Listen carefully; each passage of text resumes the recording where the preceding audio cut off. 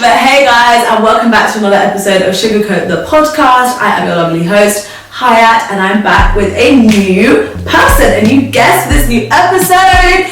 Introducing. Hey, I'm Ndouri.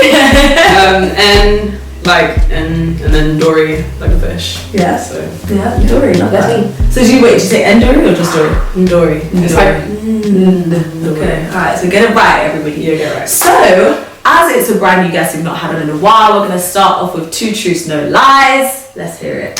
2 truths, no lie. I have walked a cheetah before. Mm-hmm. Yeah, in Zambia. I don't know. Will they cancel me for that? No, maybe not. No, the pictures are hard. You guys don't cancel me. I walked a cheetah before in Zambia. I went to a safari and it was really cool. Mm. And then my second truth. Do you know what's so funny? I'm not even 100% certain of how true this is, but this is what was supposed to be, so it's true. Yeah. But my second truth is that, like, Thierry Henry could have been, like, my uncle-in-law. Okay. So, like, apparently, like, back in the day, he was, like, chirping, like, trying to date my aunt. Okay. And then my aunt was she just wasn't having it. I don't know if she didn't know she wasn't. I don't know what stage this was. But he was trying to date my aunt, and she wasn't feeling it, and basically she fumbled a big bag for the whole family. Yeah, damn. So yeah, I guess that's my two truths, no lies. Do you know what? I just realised I haven't even done a summary on who you are yet. I just jumped into that. I forget that people don't know what they should know. So this is one of those if you don't know, get to know, because this girl right here has done everything. So how did I meet you? I met you through uni. Yeah, you both went to Manchester. I did mechanical engineering. You did geography. Yes. And I think uni-wise you were the year above me, right? Yeah. So you had graduated the year before me. Mm-hmm. And I don't know how I met you. How did I meet you?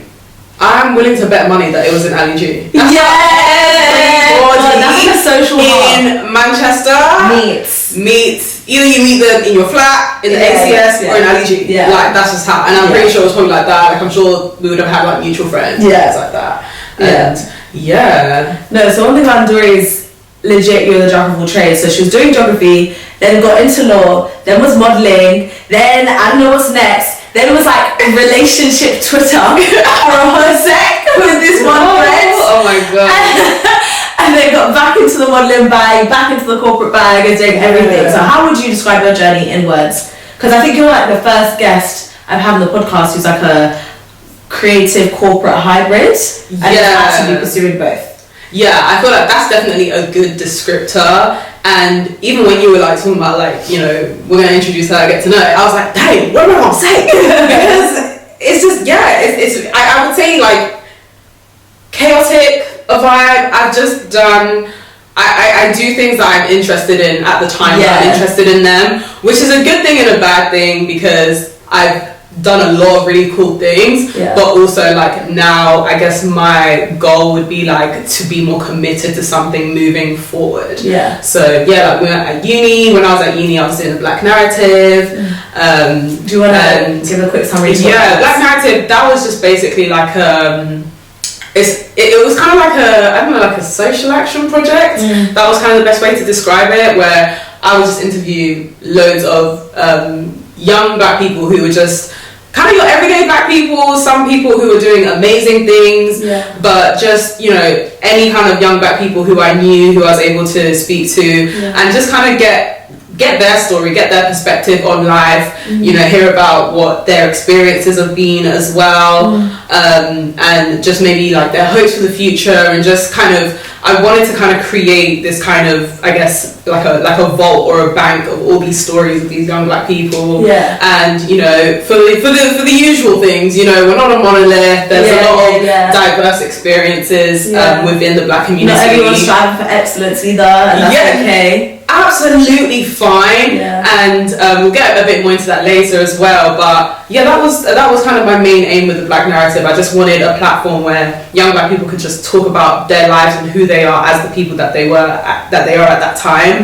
and that, you know, people can see the value in that. They can see the value in the diversity that exists in our community, and then there's just an actual place where you can read about real life black people and what they did and what they thought and how they felt, as opposed to like relying on media for that, which obviously there's a lot of stereotypes, there's a lot of just incorrect information about who black people are. So that was something I did at uni. And then, like you said, got into law. Like I got a training contract in my last year. So what made you pursue law? Because you have such like a diverse range of interests and you're doing geography as a background. Like I know obviously you can get into law without having to study it. Yeah. But so with geography, that's like I guess like the thing that I've been passionate about the longest time, especially like human geography, international development, all that kind of stuff. I was really interested in that. I thought that's probably what I'd go into after uni. I thought I might do like a master's in international development. Then I quickly realised there's no money. Yeah, money have to make. Money have to make. Money have to Material, yeah. Money have to make. Yeah. So literally off the back of that, I was like, I need to find something that's gonna make me some peace. And I never saw myself as like, you know, like investment banking babe. I was like, I never saw myself to that. I was like, I don't have the capacity. Because also in my mind, like when I think of the bankers and all that, what I can think of is in maths and numbers, and that's just never been my steez. I've never been on that. Hated it my whole life. But law felt like something that I could do. So I kind of like made applications at the back schemes, all that stuff, and then got my training contract, and then I spent some time after I graduated like traveling. So I lived in China. Oh shit, I remember that video of the Chinese kid on like someone's that was so funny. That was how I went viral. That was so funny. It was just the cutest baby. Like we were just catching a vibe, chilling, like connecting, and then the mum wanted to document it. It was literally the mum who filmed everything. And then as I was leaving, she was literally like trailing behind me. So then it turned out we were going to the same place anyway, so I just picked her up, and then people were like, oh, did she just like pick up this baby? You can never do that in the UK because people would legit be like, oh my god, she's a kidnapper. It's like, no, like the mom was literally right there filming. So I lived in China, then I lived in South Africa, and then I came back. How was South Africa? Because obviously it's meant to be like really scary for women and do you know what? Like all of those things are very true. But I had a phenomenal time. Like anyone who's close to me, all I do, or especially when I had just come back, all I do was just bang on about South Africa. Like I had a great time. That's definitely not to say that, you know, there's a lot of really difficult and complex issues that people face, especially women. But all in all, like I was out there like doing an internship with an NGO, funnily enough, actually. Because like I said, like my passion is still in that kind of area, and that was still kind of what I was interested in. But all in all, like I had a phenomenal time. It was really like the best like of both worlds in terms of like work hard, play hard. So that was great. Now I came back to London in January 2020, and then because I had gotten that training contract previously with the law firm, I come back to do the GDL, which is like kind of GDL and LPC, which are like those further, the conversion course, and then just those further qualifications that let you start to train. And that went disastrously, and I ended up losing my training contract. But in between that time, when I was at law school, modelling also became a thing. So quick question. So why do you think you failed the GDL situation or like that? Oh, my grades just didn't bang. So, okay, following on from that, do you think you failed because you were enjoying modelling more and you like didn't want to put your whole thing in one basket? Do you think like subconsciously you were like, okay, I'm not really enjoying this as much, or do you think it was just too much? No, I don't even think like modelling played that much into it, because it was still very much like an on the side thing. Like in terms of like where my energy was, it was definitely like all into like my studies, because that was what I was. It's like I don't know. It's like being at uni again. Like you know, Monday to Friday, I was in lectures, I was doing stuff. So it's something that I really put my all into, definitely, because it's something that I really wanted, and it's something that since like because the training contract I got in 2018. And then it was now coming towards 2020, 2021 was when I was supposed to start. And I was like, this is a goal that I've had for years. It's how things have been supposed to go for years and years and years. I did give my all to it, but I genuinely think like just how life works and just, I think, I don't want to be like, the universe was scaring me. No, but But I really do feel like that was the case. Because also, I'm not going to lie, I studied so hard. Okay. I studied so hard. It's not to say there always has to be a reason to fail. That wasn't no, not at all. But and it's crazy because that's kind of like my first like real academic kind of failure. And even my grades weren't terrible, they were just like really average. Yeah. Which wasn't good enough. Yeah. But because up until that point, like I've always had great grades. I had great GCSEs, good A levels, had my 2-1. Like it was always calm. Like I've always been like a really smart kid and really intelligent, and that's just So I just didn't expect it to go that way, and I just thought like, damn, like maybe really like there's just something in my life that I'm not supposed to go down this path, and we're kind of like where I am right now. I mean, since then, like I've now started a new job, still corporate. Still law or different? Different from law, it's like compliance. Yeah. So, yeah. Really not the same thing, but not like too far removed. Not too far removed, I suppose. But yeah, so kind of with that experience of law school, it was like there's always been a creative aspect to me. So like I've been singing since I was a child. Like did like my art GCSE and what, so there's always been that creative element, and I kind of thought, okay, maybe I guess this experience is kind of pushing me to explore that further a little bit more. So yeah, I don't know. It was a roller coaster, right? So yeah, like I said, when I was doing law school as well, I kind of started to get into modelling because it was a pandemic, and then it started when I cut my hair. Yeah. Like it was literally in the morning one time. I had like doo-doo plaits, and I was trying to comb out my hair, and it was just long, like the comb, and I was just like, this is some bullshit. Yeah. I just walked out of the house, I went to the closest barbershop. It was like, cut it off. I was like, you just cut it off. Excuse me. Yeah. And then I go into the shop, and I'm like, good question, were they really annoyed about it? Were they like, are you sure? Are you sure? Definitely. Are you sure you want to do it? When I came into the shop, I just put like a scarf around my head. I was like, I need to cut my hair. And obviously I took off the scarf, he sees an afro, and he's like, be for real. I'm like, cut it off. Yeah. So he kind of starts like doing it bit by bit. So he'll cut off a bit, he's like, more? And I'm like, more. Yeah. Cut off a little bit more. Yeah. More? More. He'll cut a little bit more. And he asked me, I was like, cut it all off! I don't want to see anything on my head. And then he complied. And then that was done, and at the end of it, he was like, you look like a 12-year-old boy. And I was like, thanks for that. Like, fuck you. Now that the hair's on the floor, like, just stick it back in my head. Like, but so it started then. I cut my hair, and then we were in quarantine, and then I was just bored in my room, and I just started taking pictures of myself, and I would try and like, the little creative direction or whatever, and I'd be doing that. My surrounding areas, when we were allowed to go on your one walk a day in the fields. That was actually a really dark time. What a time! I feel like because things have kind of gone back to normal, we're forgetting how peak that was, but everyone was scared to even go to the shops. I was moving like it was I was on a mission. Everything. The mask. People weren't following the 1 meter. I was like, what did it take to me? That was a crazy I was legit scared, That was a crazy time. So I was just kind of taking pictures like that, and then people started to kind of hit me up, like to be like, oh, like photographers, like, oh, like, do you want to shoot? Do you want to do stuff? And I started doing that. Started doing like a little bit of like the music video extras, kind of stuff like that. And then I just applied to an agency, and then I got signed with the agency, and then here and there I'll be booking jobs, doing stuff, and then so many things. Basically, that there's so many things that I've done. So it's been quite the journey. Yeah. Do you know what? I really related to what you said about like that's being your first academic failure, because for me it was a similar thing where like, okay, so even on the podcast before, people have said that I'm a nerd, allegedly. I don't know about that, but I was like proper on my books. Like for GCSEs did really well, A levels did mostly quite well. Had to do a foundation because I got like A star BC as opposed to A star BB. So cool. Did that, did well, did the degree, did well. And then afterwards, it was like that awkward bit from when you graduate where it's like, okay, you kind of done the partying, you've done the, oh my god, I can't believe it's done. And that's like, now we're down to between Monday and Friday. And luckily I had already started modelling in that bit, so cool. But I was still being told that, oh, apply for this grad job, apply for that grad job, like go down the corporate route. And then I didn't get my second round of corporate interviews, and I was like, whoa, wait a minute. Yeah, what's going on? Wait a minute.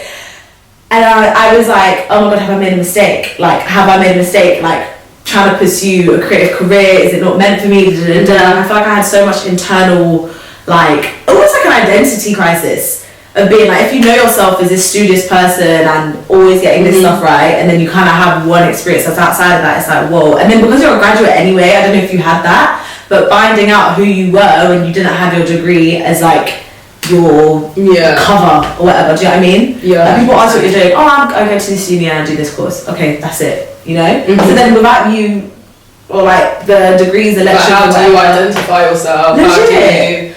How do you, and I think also because you're kind of figuring out like who am I and how do I identify myself, it's harder to make the good choices that will favor, you know, whoever you are, because you're still trying to figure that out. Yeah. So, and to be honest, even the whole concept of good choice, I feel like as I've gotten older, especially after the terrible 23, I'm like, I don't know. Terrible 23s are so real. Like, if anybody is turning 23 this year, you actually have all my prayers, and I'm sending love and light. And this is the third guest to say that, because Love and Charlotte said the exact same thing on the episode before the last one. 23 was hell. It was hell. You tell us why you thought it was hell. So for me, it was hell because, as I mentioned before, that was the year that officially the training contract was gone. The grades did not slap. Yeah. And I'm thinking like, where do you know what I really do I respect, go from here? That you outwardly spoke about it, because that's another thing that I've been trying to do more is like not feed into the whole social media is just for your wins thing, and be a bit more realistic about that. Yeah. But then I struggle between like, am I going to cringe about this or regret this, or someone else is going to throw this back in my face later, or is it like, no, this is actually my truth and this is what happened, and I should share this. I hate that, because sometimes I look through my story archives and just like I'll just be talking about random shit, nothing even that deep, and I'll be cringing. I'm like, shut the fuck up! Like, why are you talking so much? Yeah. But I do, whilst it might feel a bit uncomfortable to do so at times, to kind of talk about your L's, I think it's really important, and I think everyone always complains about how damaging social media is, but it does nothing to change. They're not really willing to do anything to change that. So, you know, as much as I can post, like I'm traveling and I'm doing this cool thing and that cool thing, like my social media, I think should be a reflection of me, and I'm not a perfect human being. My life isn't amazing all the time. There are L's that I catch, and I think just to kind of like help people feel a bit more connected and stuff, because I feel like especially this era of social media, like it has to be you're winning all the time. Oh, I got this grad job. Oh, I signed this. Oh, I got this house. I got this house. I got this, which is all phenomenal news, and like not to ever shit on anyone all the people who do achieve those things, but at the same time as well, I do think that people can feel a bit alienated and feel uncomfortable and maybe start to feel ashamed that their life doesn't look like how other people's lives look, and those people's lives do not look like that every single day. So I had to get comfortable with that, and it felt like something important to do, because I said on social media when I got my training contract, it would make sense to say I don't like that shit anymore. So it's just I don't know, it just feels like the right thing to do. It's not always the comfortable thing to do, but it feels like the right thing to do. And you can talk about your L's, but without like, you don't have to go into every single detail.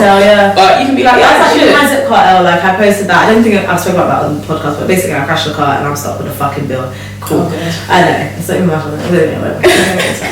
But anyway, because of that, I was thinking, bro, like, should I do this more? Because it started loads of conversations with people, and I remember back in uni, like I feel like we both used to post a lot more frequently, a lot whatever, like on our stories, like this is what's happening. And I feel like after I started doing it for work, I started to get more embarrassed about it, and being like, this is really awkward now. Like, am I being really lame? Because everyone's like a lot more polished and a lot more like, there's more of that wall. I guess I'm like, grown up. It's like, is this what you should be? Am I going to like regret oversharing stuff? But I'm like, I don't think there's anything wrong with just being like, okay, this happened to me. The same way I'd be rushing here to say, this amazing thing happened to me, this peak thing happened to me, and I'm taking the L and I'm smoking it, and that's it. Do you know what I mean?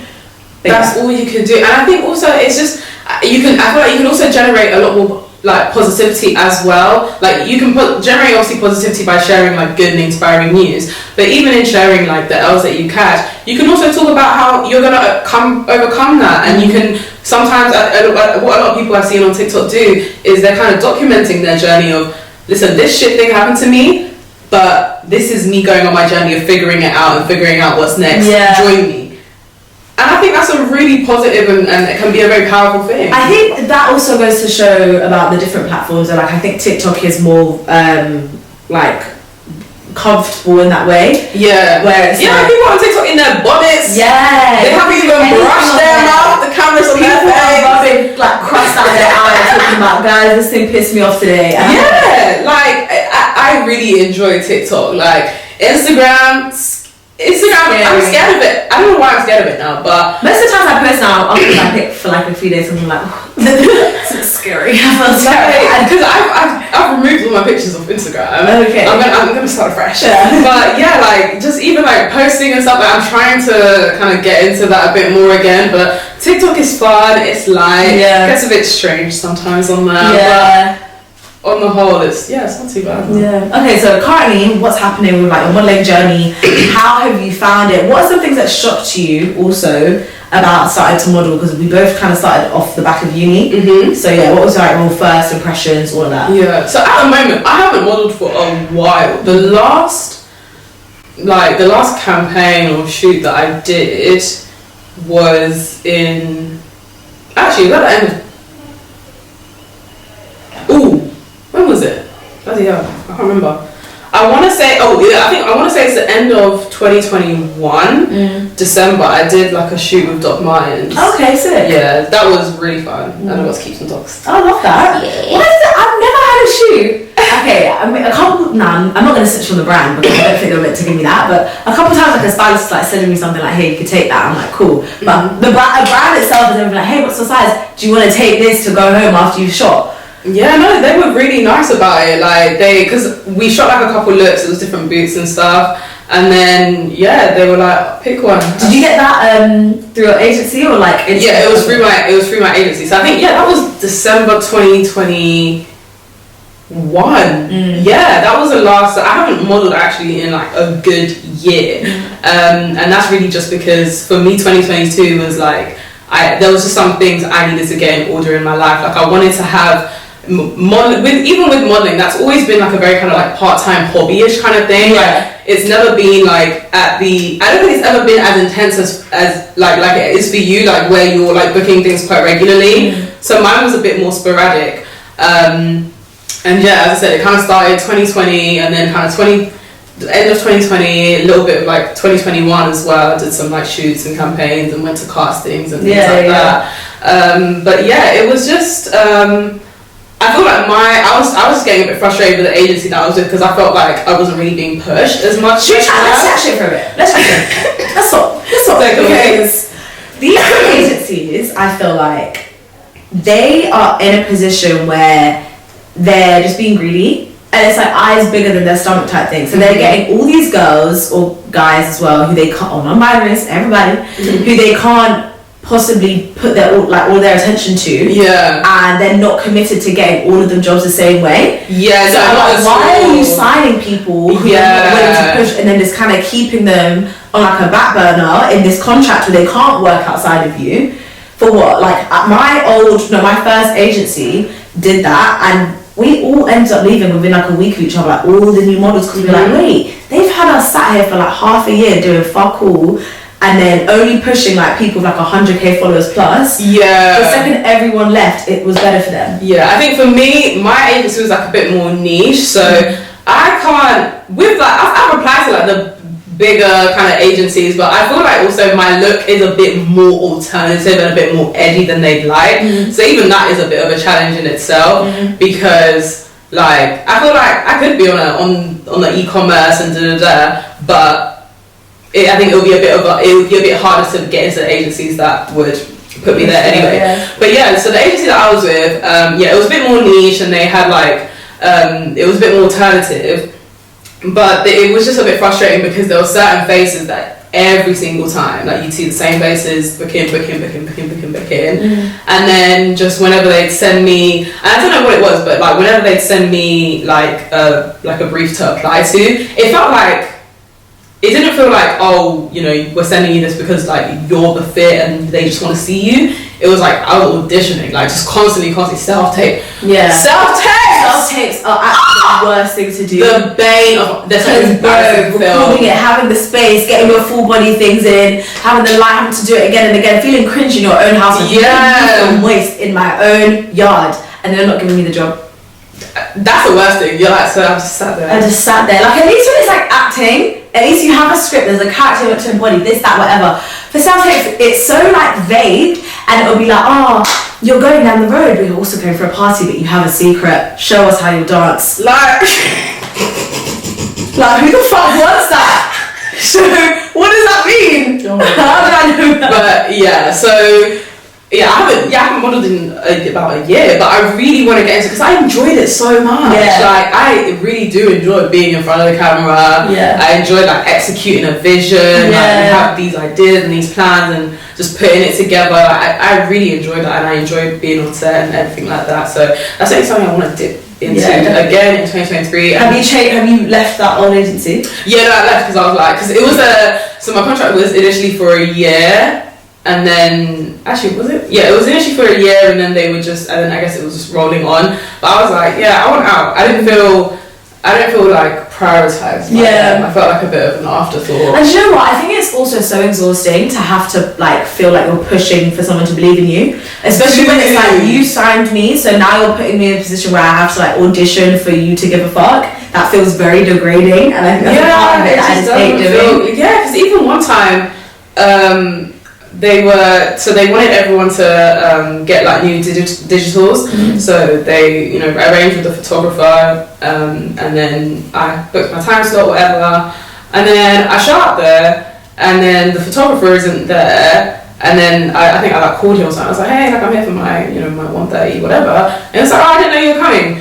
Why didn't you know I was coming? Didn't they tell you to expect me? And I was like, yeah. At that point, I think that was a bit of a turning point for me. I was like, bro, like I'm actually just an afterthought to these people. Yeah. And also, it's very frustrating because not to toot my own horn, but I'm actually just telling the truth. But especially like when I'm out and stuff and like we'll be like, oh my gosh, like you look like a model, or it will be like, oh, so the job like you did Google, right? It was Samsung. Yeah, you did Samsung. I did it on my own as well. I didn't know my agency, so you did nothing for me. I just remember seeing you jumping on my TV. I was like, what? That was actually a lot of fun to shoot. Yeah, that was a good time. So yeah, like, I know I can do it. I think people do see that in me, and then it's just a matter of like the actual people running the game. Yeah. Sort of believe as well. So yeah, I think I want to get back into that this year, definitely by the end of like the first quarter. End of the first quarter. Yeah, we'll see about that. Fair. Okay, so I forgot completely that we normally have a bit of the podcast. We talk about like something going on pop culture, whatever, and I know that you have your Beyonce ticket. Yes, I did. I know you did. Yes, absolutely. Yes. So I was never gonna sit here and not have Beyonce. It was ridiculous for us to just not talk about her. Like, do you know what I mean? Especially with the Cuff It Well remix. Yes. The stress to get tickets. Now you're going. That was crazy. Yeah, because that morning, bruh, it was like 120,000 people in the queue ahead of me. And then by the time, when the queue starts going down quickly, you're like, everyone's getting their tickets. Where will mine be? And I got onto the landing page where you can start to select your ticket. I took 2. I was trying to go for Golden Circle. I thought, I don't like that. What did you get in the end? Got GA Standard. Okay, yeah. And so then I clicked the options. They're saying, this type of ticket isn't available. I said, what does that mean? So I go back. I clicked through even the 24th, was it 2.4K? I was never buying, but just to see what's going on there, and it was just no tickets available. But I just kept clicking. Do you not feel like capitalism is fucking up everything of enjoyment? Everything. So it's ruining everything. If you're a sneakerhead and you like your trainers, now it's a raffle and an arm and a leg to get that. And then if you don't get the raffle, now you have to sell the soul of your firstborn to get the shoe. Fuck off, man. It's like, too much. Then with the concert culture is now fucking ridiculous. With the pre-lit, the pre-lit, the fans' favorite, then the artist's favorite. But when I was looking through the VIP packages for this Beyonce, I was thinking, okay, you guys better keep your coins. I was like, respectfully, Beyonce, I love you, yeah, but this because I saw like the Club Renaissance. It's like, okay, you've got the section, okay, fine, cool. And then, actually, no, not even Club Renaissance. I think not even Draw Out Club. It was a VIP, definitely the VIP, because it'll be like, early entry, a lanyard, a t-shirt, £500. Everybody be fucking for it around. £500, because back in the day, VIP, you're seeing the artist is gonna come to you and like, that's what VIP haven't seen the artist. I haven't even touched her weed. Like, what the fuck? Yeah, no. So it was hard. Like, I was just clicking. I was like, somebody somewhere has to leave me a ticket. Yeah. But I got Grace. I got the 2 GA standing. I was like, love it. Called it a day. Do you reckon that she's gonna do more remixes of songs like before? I think it would be fun. I loved the reason why I love the Cuff It Wetter remix. Not even it's a sick remix, and also it's an actual remix. Remix. Yeah. Can we not? Wait. Can we bring back real remixes? Because we're losing recipes. Do you know what remix means? Remix the song. Yeah. Do it different. I don't want to hear the same shit and then it's a feature artist. Like a feature does not make it a remix. Like be so for real. So thank you. So I love that, but then I also love that it proved. I love when like big artists or show that they're online. Yes, and I love that. That's something about Beyonce. She's showing that like I see you, but I don't fuck with you. Yeah, I will never be with you. I'm never gonna be with you. 100%, and I love that. Like Jay's at the same though. Huh? Her husband. Yeah. Jay, because I was he on Clubhouse arguing about like the word capitalist or billionaire or something. Sean Carter, shut up. Like I don't care about Jay-Z. I know he's like a rap legend or whatever. Yeah. It means nothing to me. I don't like. I was gonna say I don't think I've ever heard a Jay-Z song. That's a good album as well. I don't know what is on that album. Wow, that's a good album. Like, I didn't shout and act like I'm a rap. Like, if you came to say to me, because it gun to your head, name 3 Jay-Z songs. You're just dead. That would be dead. One of the songs I'm gonna say, what's it called? Crazy in Love. Crazy in Love, Drunk in Love. Crazy in Love, Shining. There you go, free for you. Is he on Shining? Beyonce's on it. I think he's there. I was gonna say 99 Problems. Oh yeah, yeah. But if you're telling me, name me a Jay, I don't care about that man. Like I really, sorry, but I actually don't. Yeah. But yeah, no, I love it when they show that they're online. And do you know who else did that recently? Lady Gaga. So do you remember Wednesday?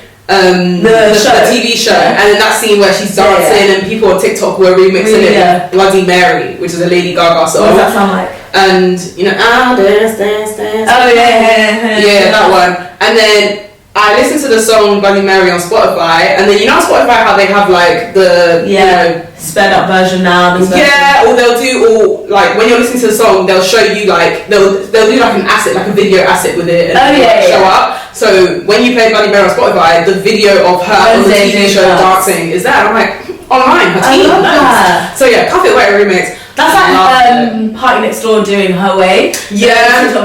Also, speaking of Lady Gaga, one Lady Gaga song that I realised fucking slapped. Applause. Listen, there's a many Lady Gaga songs. I don't even think we have a time to go through, but bro, that's a good song. Listen, Lady Gaga. That's a good. Lady Gaga. She did what she has to do. She's got a discography on her, like for real. Yeah. But yeah, also, oh my gosh, back to Beyonce, the Grammy song. Yes. Okay. So this whole the fact that she's done one album of the year is crazy. That's nuts to me because she has many albums. Lemonade deserves that. Even the white people were. Yeah. So I thought off the back of that, but I guess it was 2. I think Lemonade and Renaissance. But to be honest, even if she didn't win Renaissance, but she J Balvin won. It was J Balvin, right? No, it was Bad Bunny. Sorry. Okay, I'm gonna cut that out because someone's gonna accuse me of racism. Someone's going to accuse me of racism. I apologize. I love Bad Bunny. Yeah. But anyway. It was his album that was also up against it, right? Yeah. Cool. If he won, fine. Yeah. Harry Styles? They're giving that boy too much. Too much. And it's getting to him because that whole people like me don't win this. What the fuck do you mean, Harold?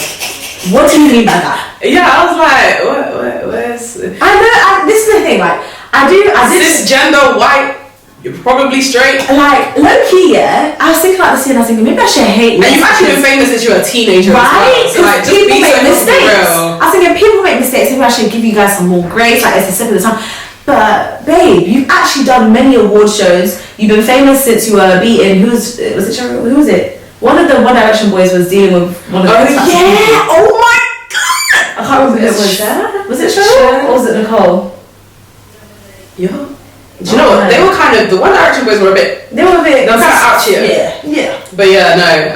Do you know what? It's sad though because Harry does actually make good music. Like, don't even get me wrong. It was cute. Watermelon Sugar High was cute. These songs were cute. He has bops and the project was cute. Yeah. But it's not like, it can't chat to Beyonce. Like, it can't chat to Renaissance. And this is not the same thing. Do you know what? I I don't mind if people aren't like Beyonce stans or Beehive, that's fine, but I hate it when people fucking lie.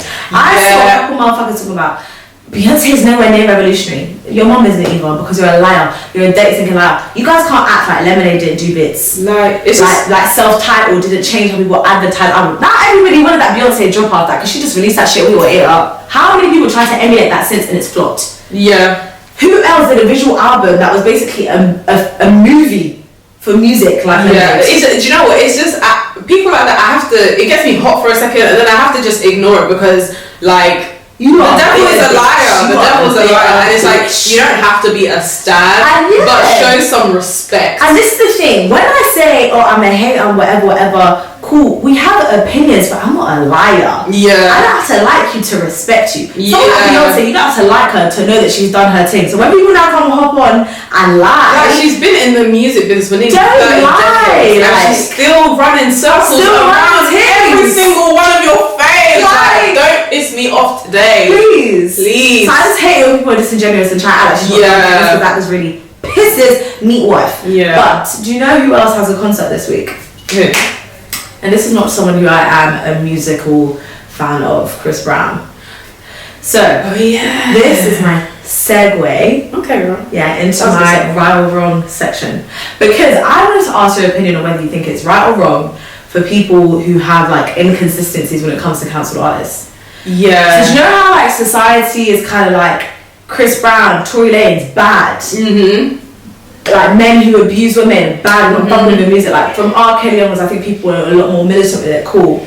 But at the same time, and I'm going to preface this with knowing that not everybody like has the same knowledge as everyone. Not everyone knows like some of the fuck shit people have done. But apparently Kodak Black and Lil Uzi Vert are abusers.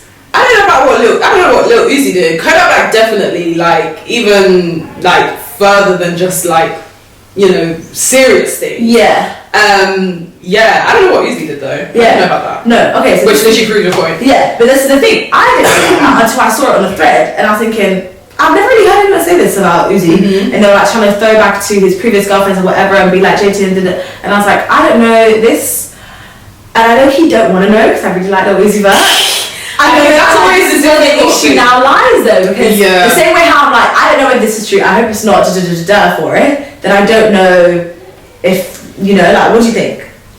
It's difficult because there are always, there are inconsistencies with like the kind of people who are, you know, I guess, you know, ostracized or kind of like set apart, rightly so, for what they've done, and then people who, you know, they be doing stuff but they're still kind of within, and I don't know exactly why that is. I think ultimately it just comes down to likability.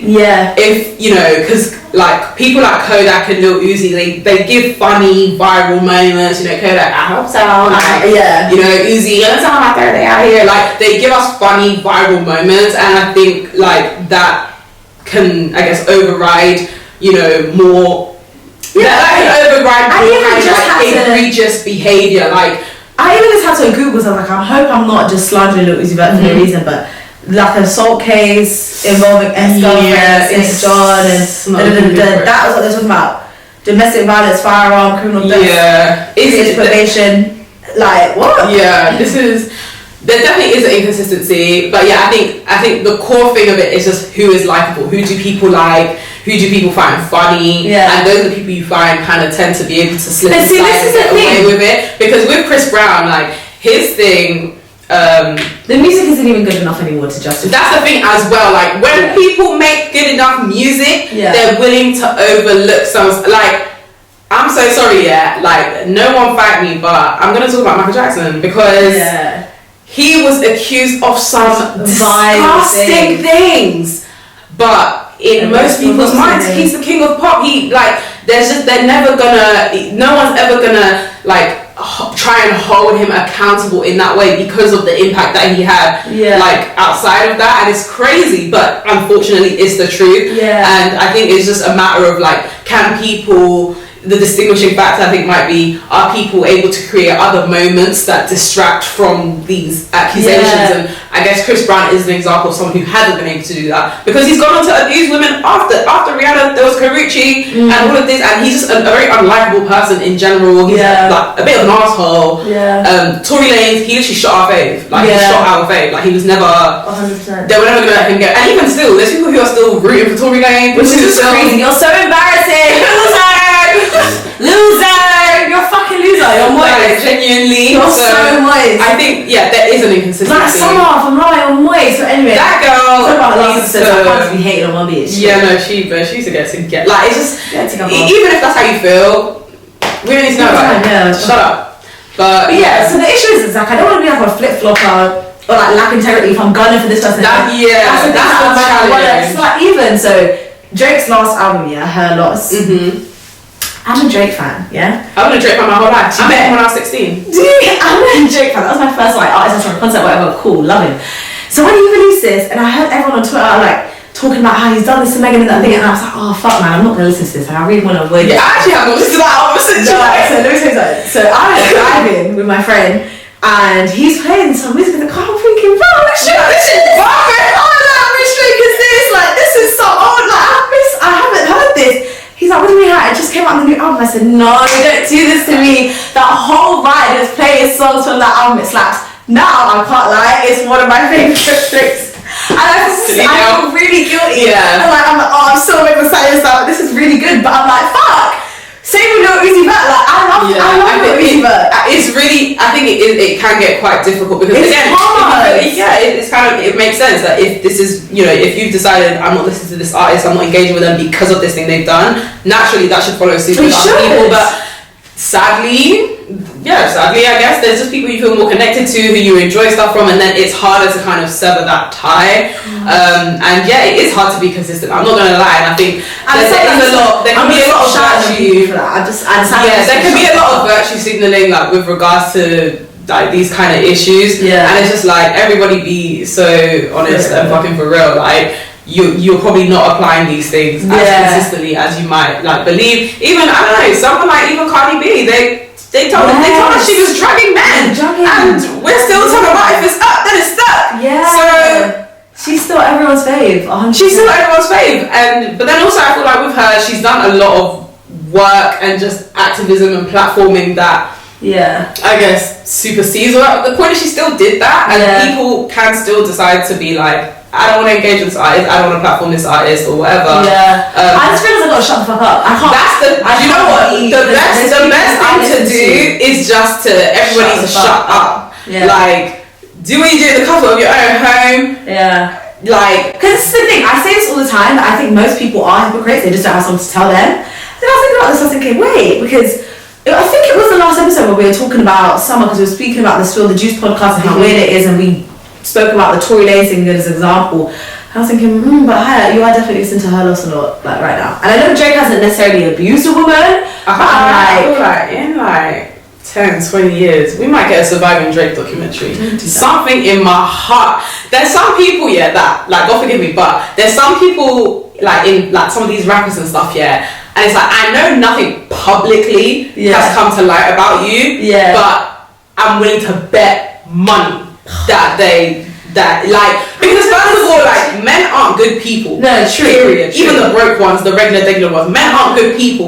Let alone men who are rich, who are powerful, who have influence. They're not gonna be good people. Some people are. The way how I see Drake is a nice guy who's had to pretend to not be nice, but other guys aren't mean to him. But technically, he's still no. But that reason I'm the same way. I hear that. I hear that. I know what I mean. I feel like Drake kind of relies on this perception. I can't lie to you, because that very much was the vibe at the beginning of his career. Like, oh, he's the emotional rapper, and he's trying to act a bit gangster because he's not really gangster and all of that stuff. And I feel like that's what my friend actually wrote a thing talking about this lover boy stuff is a facade. It's a facade. He's like, he's a misogynist. Of course he is. Of course he is. I'm like, am I gonna go home and listen to views? Maybe. Maybe. Like, it is really difficult. I think, I think each person needs to exercise their own personal boundaries, and also just I used to shut the fuck up. Online, just close. Just keep it close. I would never keep it close to someone like Tory Lanez though. So sorry. He shot that woman. Yeah, like, so sorry. 100%. But yeah, just there's always I can't think you can find a single human on this earth who isn't hypocritical about one thing or another. Like it just unfortunately is what it is. Just try to not be. That's how I personally try my best. Like if I'm hearing, like if something has come to my attention and I'm like, raw, this person has really done some shit, then I'll be like, okay, we'll take a step back. I'm not trying to I don't want to do anything to actively endorse or support this artist or whatever. But like, I don't know, even like someone like Sabrina Claudio, they said she was being racist. I can't lie. I'm bumping her shit sometimes. I'm so sorry. My heart, because she's got you can't have me. No. Vocals. No, but she's sick. She's so sick. She makes banging music. I know she was calling us an ape on her little thing. And see, Clear Souls kind of filled that gap for me a little bit. Yeah. But I'm like, I still wish I was still bumping to her because she was. I can't lie. If it comes on shuffle and I'm in the right mood, I'm not gonna press. Yeah, fair. Do you know also? I don't know if I've said this on here, but one person everyone's trying to cancel, but I was just Daniel Caesar. Lord, shut the fuck up! You think I'm not gonna play Cyanide? I can't lie, we were definitely wheeling his vinyl the other day in my house. But you know what? He gave us music. But then that's the thing. Like, if people do things, whether in their artistry or in their personality, there's bands. There's like the Tory Lanez R. Kelly band. Yeah. There's like also the Kodak, the Chris Brown band. Yeah. And then there's people who are just dumb. I'm so sorry. A couple of you niggas who we went to school with were cruise once in a point at a time. So if we were actually to apply like this kind of logic to people who we know in our lives, it will be a lot of people. No, because there's literally guys who I know who I know now who are, I guess, you know, in my circle of acquaintances and friends or whatever, that when they were in college, I had what did they do now? I didn't go to this college, so this was just a story that I heard. That they wanted to throw a party. I don't know if they actually threw this party. They wanted to throw a party. They said the white girls come free. The mixed race girl pay £5. Dark skin girl pay £10. What the fuck? But then they're now online talking about black queens. Black queens only. Oh no, good warning to black women only. This always them ones. Shut the fuck up. It's always, but yeah.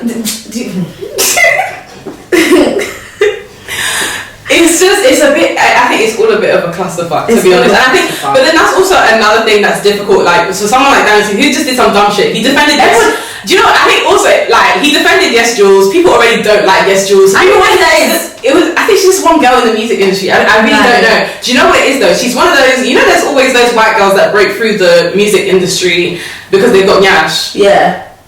I'm not saying names. She was one of those, like, she had body, she had nyash and whatever. So I think she just kind of swiveled her way that way. And I think she must have, like, she's one of those white people who, like, they try to be like Black Adjacent, shit. And he was there, like, backing her. And I don't even think it was that really that, like, got to people. It's the fact that he taunted them first. He was like, yeah, cancel me then, cancel me. So then people were like, okay, like, but then you have people like, he was never really cancelled, and but it's like, be for real, like, there was a buzz and there was like, he was part of a lot of people's conversations in a way that he wasn't after that whole Yes Jules incident. Like, let's also be real. You know, he might be scrap his music because it was just, the music slap. I'm sorry, that offense is not high enough for me to permanently cancel him. Like, be so for real. Okay, so the verdict isn't right or wrong. It's shut the fuck up. Yeah, just keep quiet. Like, for your peace of mind, for everyone else's peace of mind. I'm going to go back and delete it. I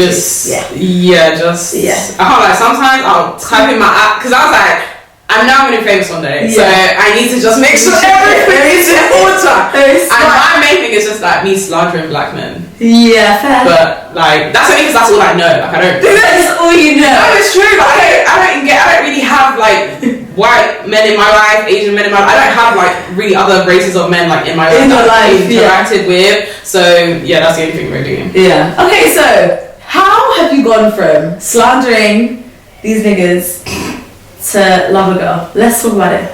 That was an excellent segue. Thank you. I'm doing Oh my gosh, how? He just slid in my DMs, that's it. I didn't do anything. Okay, so first of all, let's go back to your Hinge thread. Yeah. Explain it. So basically, I had logged on to Hinge because I was like, let me see what's popping, what's going on. Yeah. I think at that time, I had ended things with a guy. I had been dating this guy, and then just things didn't really work out. So, and then a couple months after that, I was like, let me hop back on Hinge, see what it's saying. And I was just seeing so much shit, and I was like, I have thoughts. And I was like, I'm gonna tweet my thoughts. And yeah, literally, I just came up with this whole thread. I'll see if I can put up some of the stuff that I said. But yeah, it was just mainly me just talking about red flags, I guess, or just things that I didn't like about the men that I was seeing. Because it went viral. It was I didn't expect that to happen at all. And it was actually really funny / embarrassing, but mostly funny. Yeah. I can't find it. But yeah, so I was saying stuff like, what did I say? Oh my gosh, guys who are into astrology, sluts. 100%. You know your big three? You've been ran through. If you know, ran through. And also, I have a big problem with men who, or men or anybody who identify themselves as sapiosexual. You're dumb as rocks. What does that mean? Apparently, it means you're attracted to intelligence. Okay. Whatever. Okay. And it was just people who are just dumb as fuck. Yeah. No one who is actually smart or intelligent is gonna say that. Would ever say that about themselves. Yeah. I just don't buy it. That's weird. And I said, and then there was also just more silly stuff like, I don't trust black men called D. Yeah. Yeah. Anyone called D, Big D, all those variants. D, Romeo is also another red flag for me. Yeah. It's just, I haven't really ever come across a D who was a good person. D squared, there's so many. Yeah, no. Why do I know who go by these names? That's I said no cargos. Yeah. Which is funny because my boyfriend was cargos quite a lot. And I also said no Nigerians. Well, I didn't say no Nigerians, but I was like, why is there so many Nigerians? Well, it's also Nigerian. And I said creators are scary. He's also a creator. Yeah. So there's things in there that I have to let slide. Yeah. It was so funny because my therapist was just to me, yeah, you should go on Hinge, you should go on a thingy app. And I'm like, I don't this is not, if this is what, I'm like, if this is what you think will help me, then I don't know, how you to find that.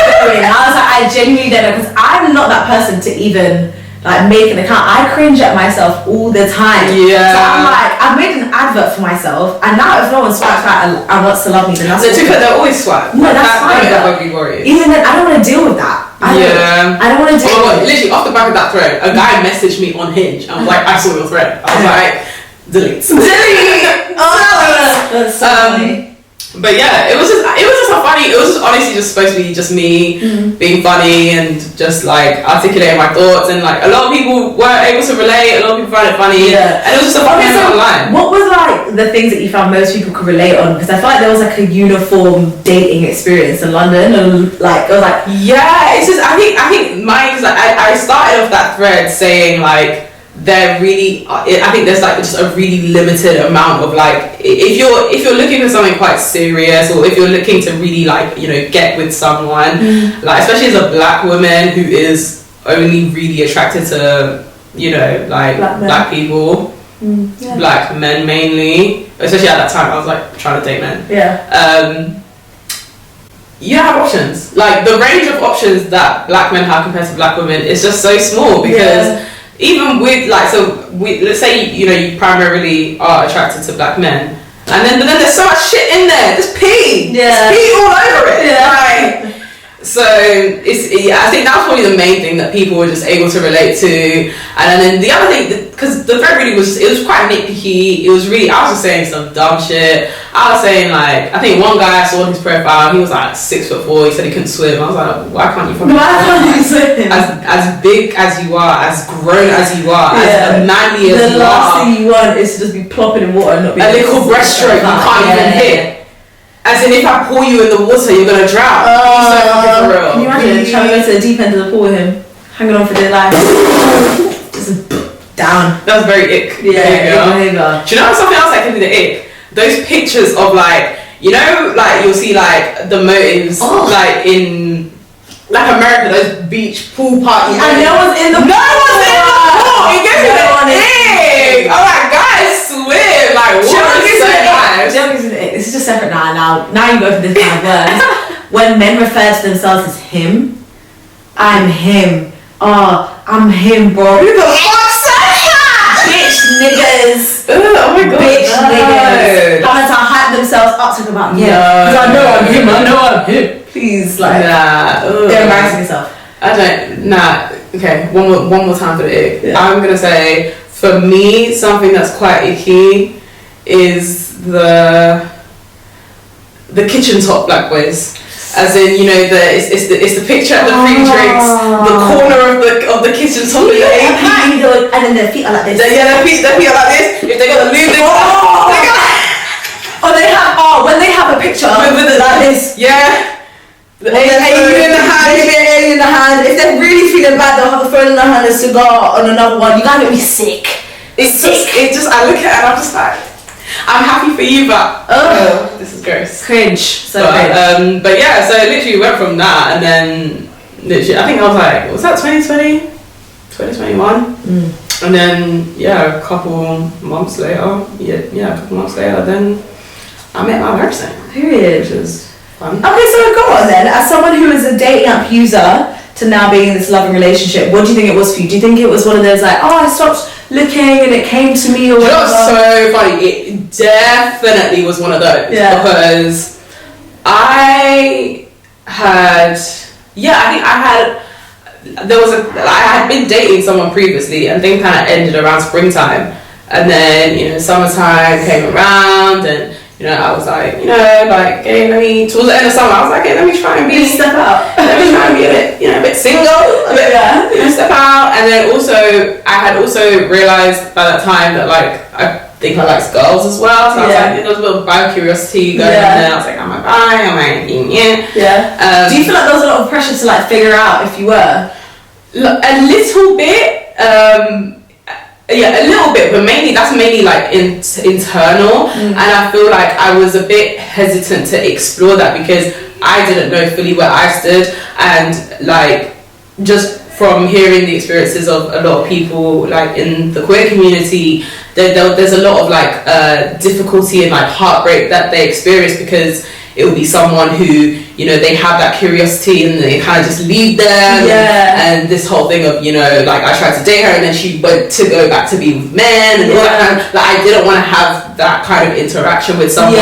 You don't want to make someone feel like an experiment. Exactly. Like I didn't want to make anyone feel like they're an experiment, but then that's kind of the phase I guess I was in. It's like I did kind of have to experiment and see if this is something I like, but I didn't really do it fully, and I didn't really like date people or date girls like that because I just wasn't secure. I wasn't sure of where I was, and I didn't want to implicate someone else in that. So I was thinking, okay, you know, I'm gonna slowly but surely enter my little bi era. I don't say bi era, but and then we got a DM one day. This guy in my DMs, I was like, I don't know who you are. Looks on the page, I was like, hey, you know, whatever, I can reply. And then we just kept talking and then didn't stop. Now we live together. So like now we live together. It was really that easy. Like I think that's also like one thing that I really like value about our experience together. Like it's been easy from the start. And Black Club does like to idolize the struggle. Yo, that was never gonna be my story. Like never this of ups and downs. Serious. Stick through me through. That's actually my worst fit. That's an because if I have like some guys try to tell me how much I mean something, they mention the ups and downs, I'm like, what have I missed? You better just lie. I genuinely feel if I was ever in a situation where like, okay, my man's cheated on me and I've stayed and you put me through, don't ever tell anyone. Don't do that. Never refer to that again. It didn't happen. It's been amazing from the start. Like you want to publicly disgrace me on top of the on top of the like come on, but. Yeah, it's just it's been fun. It's been I don't want to block the spot too much, but it's been it's been everything that I hoped for in a relationship. And things that, and do you know what, things that I thought, because of like my previous dating experience, things that I thought that, do you know what, maybe I won't get to experience this. And kind of I had started to make peace with the fact that I might be single for a very long time, I might never find my person, and I was trying to just like start to make peace with it. Which is very dramatic on my part actually. I look back at that and I'm like, just go be fucking for real, like just go and date some rich nigga, I'm get some a bag, like chill. I took myself way too seriously with regards to dating like that. I find my early 20s, but this is just I had hoped for everything I'm experiencing now is things that I'd hoped for and things that I really wanted and things that I knew would be good for me, and they are. So I love that. See, so hopefully the people who are engaging with this thread and thinking woe is us in Black London, I can't lie to the streets.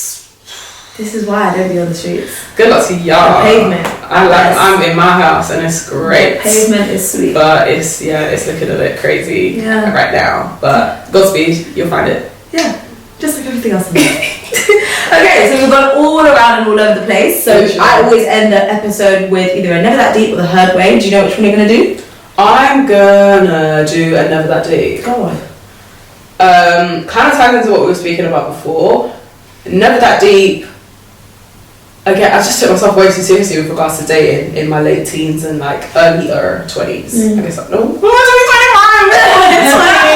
No, don't kill me. But like, I think, do you know what? I feel like I really want to launch a lawsuit against Kenny Ortega, Disney Channel, High School Musical, just that entire franchise, because they gave me an idea of like dating and romance that is just. Sorry, babe. It's not ideal. That's not how it works. That's not how it happens. So I've very much been a hopeless romantic my whole life, like since I was a child, teenager. Like I've just always been that way. Yeah. And it was just And then when I was at uni, like I feel like in my late teens and early 20s, I just focused too much on trying to like find someone that I wanted to be with. Like I don't think I was looking for a relationship every single day that I saw. Yeah. But if I did like start to talk to a guy, start to date a guy, and I liked him, I'd be like very much hoping that things are gonna progress. I'm gonna be my cute little boyfriend, and it was just too much minded around that. Whereas I'm looking now, there's this guy on TikTok called Clark. Oh, I love Clark. Yeah. Clark she's everything I wish I was at that age. Like, why wasn't I a bad bitch like this?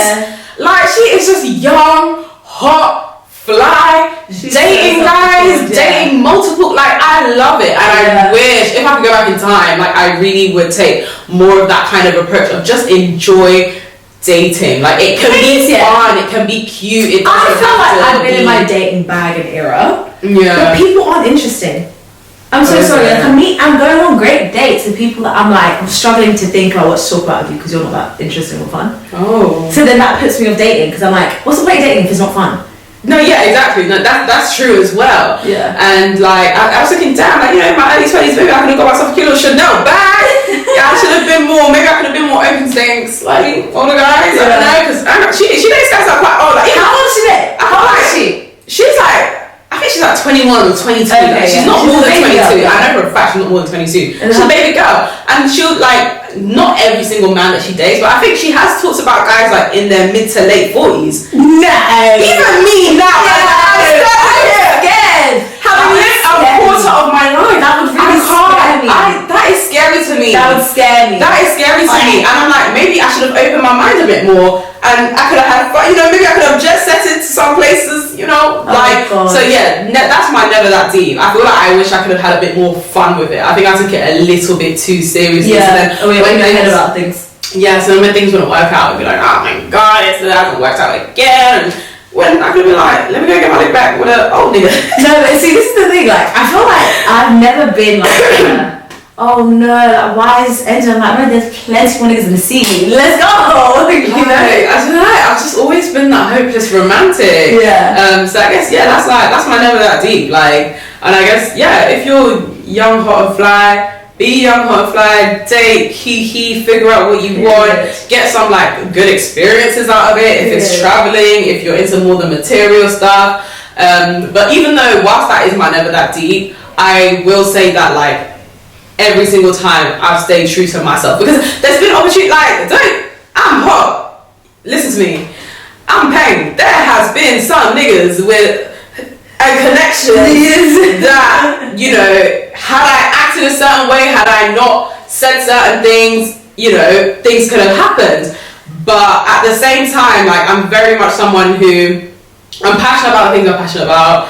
If I've got an opinion on it, you're gonna hear it. Yeah. And like, there's just a lot of shit that I don't really like to tolerate or won't accept from certain people, especially if you're older and you've got a lot of money and you're powerful. There's a lot of entitlement, a lot of stuff. I can't accept. There's certain behaviours and personality traits that, to me, I'm not compliant like that. I'm not gonna sit there and be pretty, and I'm gonna be like, I don't like this shit. I can't go home and be like a dickhead. I'm so exactly. This is how much money I'll put on the table. I go home and feel like, Rob, why did you talk to me crazy like that then? It's just kind of, whilst I guess there's certain experiences I could have had or whatever, I am like glad and I can confidently say that I've stayed true to myself the whole time. Like, I've always, just done what I felt was right for me. I've always stuck to kind of what my values and my beliefs are. So not that deep, but also like, I'm happy with where I ended up as well. So I love that for you. Yeah.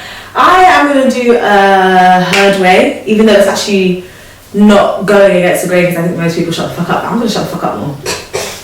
That's something I realized. I said, Hayaat, for where you are going to be, inshallah, you cannot be affording to this. I'm going to shut the fuck up. Because there's a lot of things that I'm like, I have these opinions, but if it's not on here, why do people need to hear it? But I like to speak. And I like to connect with people and then chats and then But I'm going to shut the fuck up. I've had a big fucking mouth my whole life. I've been running my mouth. I've been out school council running my mouth. I will always run my mouth. But I have such strong opinions that I just need to just exactly. And also I have strong opinions, and also like my opinions are great. Like they are. I am right. They're well thought out. They are smart. Like 100%.